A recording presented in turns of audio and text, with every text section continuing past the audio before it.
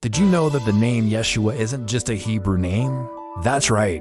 The name Yeshua is the Hebrew, Aramaic form of the name that we translate as Jesus today. So whether you're curious about its origin or want to understand its deeper meaning, keep watching because we will answer these questions and more. We will look at 4 different languages to show you how this name transformed from Hebrew to English. Hebrew, Aramaic, Yeshua. This was a common Jewish name in the Second Temple period, a shortened form of Yahshua, Joshua, meaning Yahweh saves. In fact, there is a famous Jewish sage named Joshua ben Hananiah who had the nickname Rish Lakish. He was known for his wisdom and was one of the main participants at the Council of Jamnia. Around 90 AD, there was also a war hero named Joshua, the son of Nun, who led the Israelites in conquering Canaan after Moses died. So the name Joshua, which means salvation, is from Yahweh, fits perfectly with the story of Jesus. Yeshua is a shortened version of the name. Think of names like Sam or Sammy. They are short forms of Samuel. Similarly, Yeshua is a short form of Yahshua. It's like calling someone by their nickname. Greek at a sigma omicron sigma, Isis. The New Testament was written in Greek, not Hebrew, and the name Yeshua was transliterated into Greek since Greek has no SH sound. They use the letter I in sigma sigma to represent the SH sound. So Yeshua became Isis, Latin Iesus. When the Bible was translated into Latin, the Vulgate, Isis became Iesus.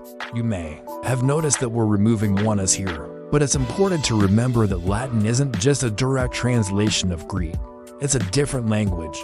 So the Latin translators chose to render the name as Iesus. Old English and Middle English. For centuries in English, it was spelled Iesus in the early centuries. The English language didn't have a separate letter J. The letter J as we know it today didn't exist until about the 16th century. Before that, the English alphabet only had 26 letters. So when people wanted to write the name of Jesus, they used the letter I and a decorative tail to represent the J sound. They did the same thing with the name Joshua. Look closely, and you can see that the J in Joshua is really an I with a tail. So for many years, English speakers knew how to say the name Jesus. Even though it was spelled Iesus, they simply pronounced it as I plus S's. The letter J 1600s.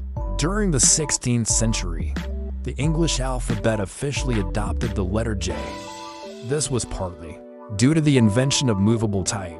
Before movable type, scribes would have to write out each letter by hand. This made it difficult to distinguish between the two I's. So they used an alternate form of I to represent the J sound. But once movable type was invented, printers could simply use a separate J to avoid confusion. At first, the letter J was considered a duplicate letter since it was pronounced the same way as I. It wasn't until the 17th century that the two letters were differentiated and taught as distinct sounds. Eventually, the spelling made its way into the Bible. By the time of the King James Bible in 1611, Iesus gradually shifted to Jesus. So the introduction of the letter J in European languages is what gave us the modern English pronunciation Jesus. But the name wasn't changed intentionally. It naturally evolved through translations and alphabet changes. Let us know in the comments if you learned something new. And don't forget to like and subscribe if you haven't already. Stay blessed. Until next time.